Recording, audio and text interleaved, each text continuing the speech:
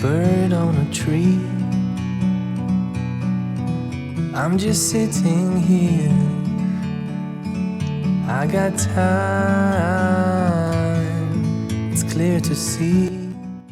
Bonjour et bienvenue sur Optra d'Archerie, c'est Robin Gardeur et aujourd'hui je vous fais une petite vidéo sur comment débuter le tir au tradi et le tir instinctif ou plutôt intuitif.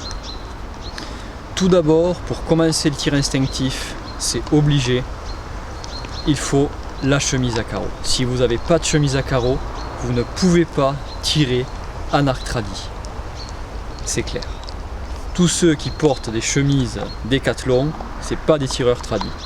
Chemise à carreaux, tireur tradi. Non, c'était la petite blague. Bon. Comment débuter le tir tradi, mis à part la chemise à carreaux du coup? Déjà, il vous faut un arc tradi. Il vous faut une cible. Je conseille aux gens de commencer avec le gant, pas la palette. Et bien sûr, un arc, des flèches, un protège-bras, la routine pour tirer à l'arc. Donc ça, c'est voilà, les quelques petites choses qu'il vous faut avoir au niveau de l'équipement. Au niveau de l'arc, quand vous commencez le tradi, je vous conseille de prendre un arc pas trop puissant et un arc pas trop cher. Donc là, j'ai pris un exemple, mon Falco Spirit. C'est un arc qui sort à moins de 300 €. En version de base, il est à entre 220 et 250 €. Ça fait un arc vraiment accessible qui vous permet de commencer le tir tradi dans de bonnes conditions, parce qu'on est quand même sur un arc qui reste, on va dire, custom, où on peut choisir pas mal d'options. Donc ça vous permet d'avoir quand même du bon matériel relativement peu cher. Et pour commencer le tir tradi, c'est très bien. La grosse erreur que font les gens, c'est d'acheter justement des arcs de haut de gamme pour débuter le tir tradi. Par contre, sur le gant, je vous conseille de mettre de la qualité. Là, on est sur un gant du pad tradi en cuir, qui est un cuir qui est très proche du cordovan, donc très résistant, avec lequel on a un très bon contact avec la corde. Et c'est essentiel pour commencer le tir tradi de mettre de l'argent dans ce genre d'équipement, le gant, le protège-bras. Le carquois et les flèches, c'est secondaire. Je vous conseille de débuter avec des flèches alu, même si vous tirez au longbow. Les flèches bois, on en casse beaucoup et ça reste du consommable. Et sur les petites puissances, on est obligé de tirer en 5-16, ce qui est très fragile. Ensuite, comment ça se passe pour débuter ce tir tradi? Déjà, je vais vous conseiller d'investir dans une cible. Alors, quand je parle cible, j'aime bien prendre plusieurs formes de cibles différentes. Donc, je vais juste baisser la caméra. Voilà. Donc là, vous avez une cible style but de tir de 80 par 80, qui est très bien pour travailler le geste, pour tirer un petit peu loin et tout. Mais l'attention, je vais vous la mettre sur cette cible-là, qui est une cible de chez Cran Target 3D Archerie, donc une marque espagnole. C'est la marque qui me fait mes 3D sur mon parcours privé. Donc je suis importateur pour cette marque-là. C'est moi qui, avec quelques amis, on a développé plus ou moins leur nouvelle mousse. On a fait des tests pour valider la mousse et on a l'exclusivité en France sur ces cibles-là. Le cube crâne, je m'y entraîne dessus maintenant depuis presque un an. Il est vraiment intéressant. Donc vous voyez, il a pris quand même pas mal d'impact. Il a pris aussi des lames de chasse, parce que je m'entraîne dessus avec les lames de chasse. C'est vraiment un outil qui encaisse bien les chocs. Pourquoi en tir tradi avoir un cube comme ça? Comme vous pouvez voir, il y a plein de points différents. Le gros, on va dire, exercice du tir au tradi, c'est de muscler votre œil. Déjà, on va tirer avec les deux yeux ouverts, on ne va pas fermer un œil et on ne va pas chercher à aligner. Donc c'est vraiment le travail de votre œil qui va vous permettre de faire une bonne flèche. Alors je m'excuse, il y a un petit peu de vent, j'espère que ça sera suffisamment audible au micro. On va se mettre à 5, entre 5 et 10 mètres, qui est la distance que je privilégie pour débuter le tir tradi. Attention, transition de fou, regardez ça. Hop, et voilà. Donc là, voilà, je je vais essayer de cadrer un peu mieux la caméra. Voilà, on est à une dizaine de mètres, un peu moins, 5, on est à, j'ai dit 10 mètres, non, parce que j'ai rapproché la cible pour pas qu'elle soit dans les branches. Là on est à 5 mètres. Donc le but, là j'ai mis en fait la cible avec le plus gros visuel. Au début, quand vous allez commencer le tir tradi, vous mettez à 5 mètres et vous tirez sur un gros visuel. Ensuite, au début, au niveau de la gestuelle, on va pas chercher à faire des choses compliquées. Donc on va tenir l'arc dans la main, donc comme ceci, en verrouillant quand même le coude.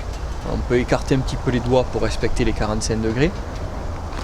On ne tient pas ça comme une bûche, dire que 45 degrés, on va venir appuyer avec le plat du pouce dans le grip, même si c'est un grip rond, il n'y a pas de problème, on peut le tenir comme ça.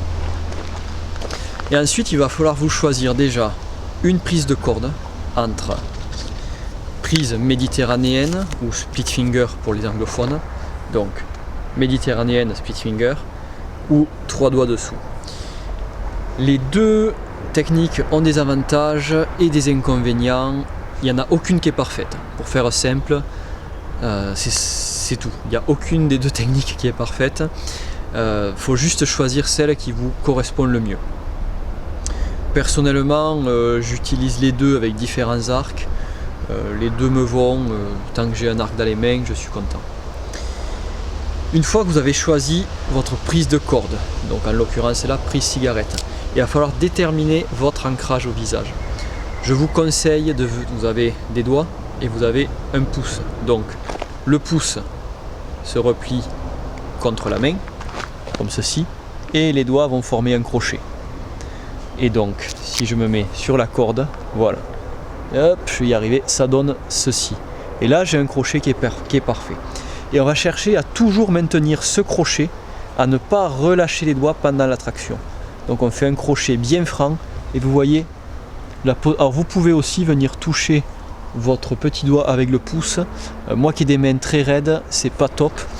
Ça me fait crisper la main, je me mets à crisper, j'aime pas trop.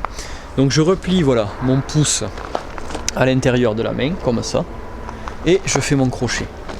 Ensuite, je vais déterminer un doigt qui va venir s'ancrer au visage. Ça peut être ici, ici ou ici.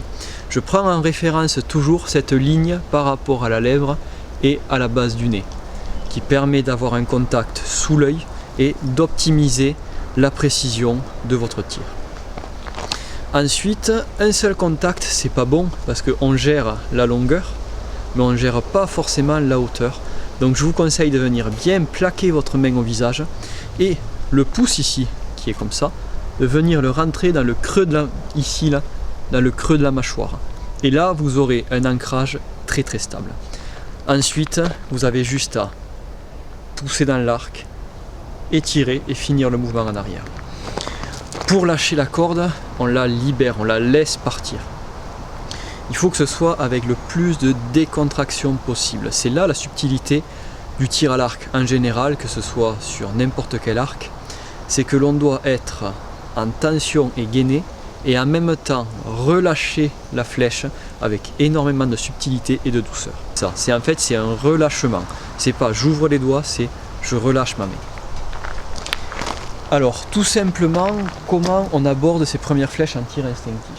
Alors, je vous conseille de prendre une grosse cible, pas comme moi, ma cible, j'ai quand même l'habitude de tirer au tradi, donc je peux tirer là-dessus sans doute, mais pour vous, je vous conseille de prendre une très grosse cible avec un visuel au centre, et vous allez juste venir appliquer votre gestuelle, donc pousser dans l'arc, contact au visage, traction avec le dos, et je relâche, tout en concentrant votre vision sur le point que vous voulez toucher.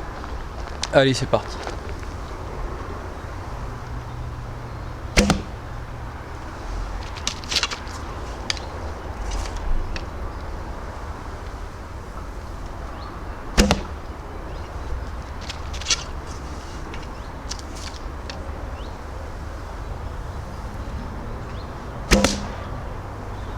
Donc là, je suis un petit peu haut dans le visuel. Le but, là je suis dans le visuel, donc mon tir est bon. Quand vous allez rentrer, on va dire 50 ou 60% de vos flèches à 5 mètres dans ce visuel là, vous passez à 10 mètres ou vous réduisez le visuel.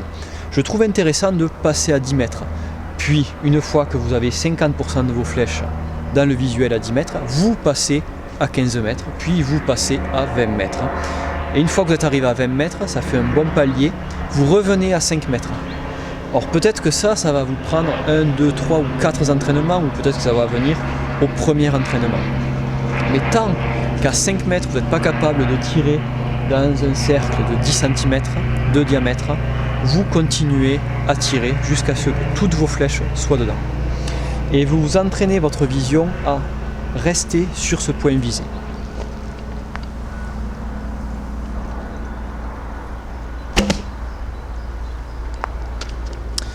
Je vais bouger la caméra et on va regarder le placement au visage. Donc là, ce qu'il va falloir que vous regardiez, c'est le placement au visage, parce que le but, c'est d'arriver toujours au même endroit pour que votre cerveau enregistre la position de votre main, de votre corps, et calque ça par rapport à la position de votre bras face à la cible.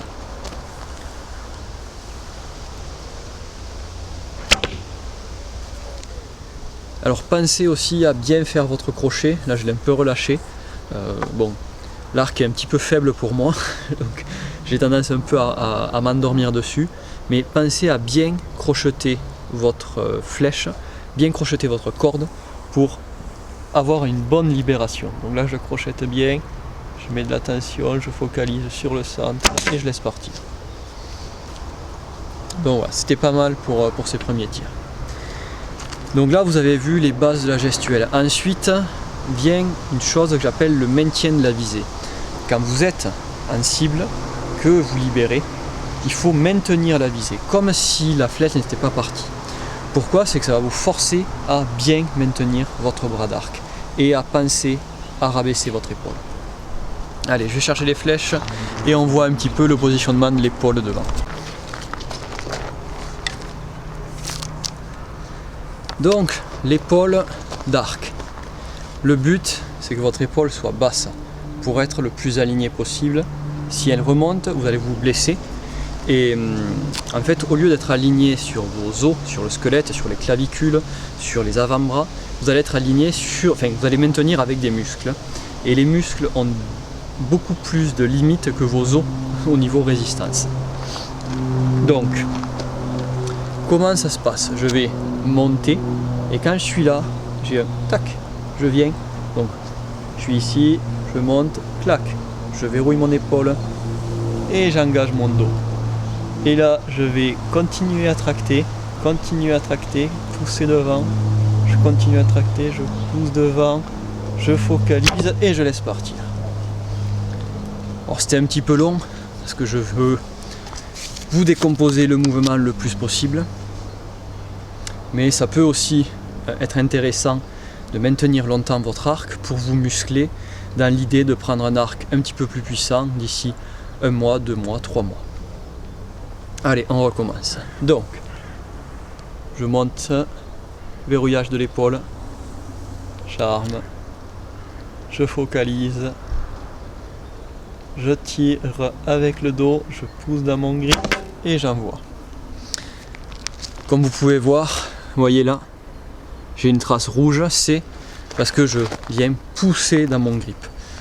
Si je suis passif, c'est-à-dire que je pousse pas, mon épaule va rentrer et mon bras va se mettre à tourner. Si je pousse dans l'arc, mon bras va se stabiliser, il va être beaucoup plus fort et ce sera plus facile de maintenir un bon bras d'arc après la libération. Allez, on en remet une.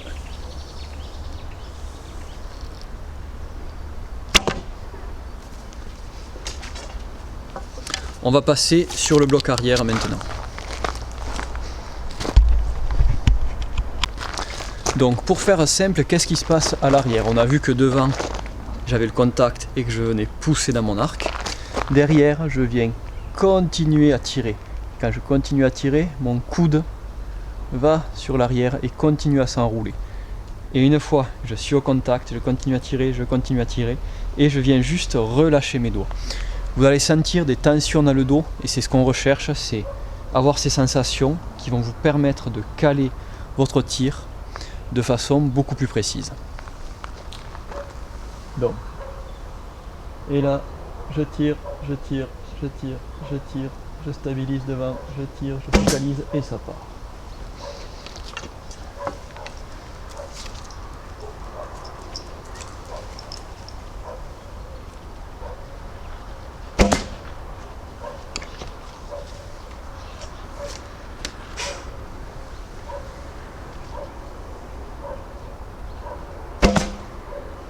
Bah écoutez, cette petite vidéo sur le débuter le tir instinctif ou intuitif est terminée.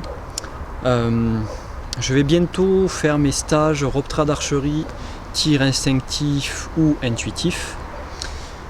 Ça va passer sur les réseaux sociaux. Là actuellement je cherche les dates. Je vais faire des stages de 10 voire 15 personnes maximum. Je veux pas de trop gros groupes de personnes. Si on arrive à 15 personnes, je ferai intervenir un deuxième coach pour complémenter la formation. Mais dans l'instant T, je n'ai qu'une seule, je garde qu'un créneau de 10 personnes. Donc si vous êtes intéressé par les stages Rob-Trad Archery, contactez-moi et on pourra commencer à mettre en place des dates. Plus j'aurai de demandes en fait, plus je vais ouvrir de dates tout simplement. Pourquoi? C'est que je travaille certains week-ends et il faut gagner de l'argent. Je suis quelqu'un de très vénal comme vous pouvez le voir. Mais blague à part, c'est pour pouvoir moi caler mon boulot et pouvoir vous proposer des stages dans les meilleures conditions possibles. Sachant que le stage se déroule dans une ferme sur un lieu privé avec là où j'ai mon parcours 3D et avec voilà, une salle pour se restaurer, pour discuter. Et vous allez voir que l'ambiance va être super cool sur ces stages là. Je prévois aussi pas mal de petits trucs sur le réglage de matériel. Donc si vous êtes intéressé pour ces stages, contactez-moi et on se dit à très vite sur Rob-Trad Archery. Pensez à vous abonner, pensez à aller voir mes différents réseaux sociaux. Instagram aussi où je communique de plus en plus. Bon, c'est ma chérie qui communique dessus plus que moi parce que c'est elle qui a la même mise sur le compte. Mais voilà, n'hésitez pas à aller voir ces différents réseaux sociaux où j'essaye de mettre du contenu au moins 1 à 2 fois par semaine. Sur ce, je vous souhaite une très très bonne soirée et à bientôt sur Rob-Trad Archery. Bye.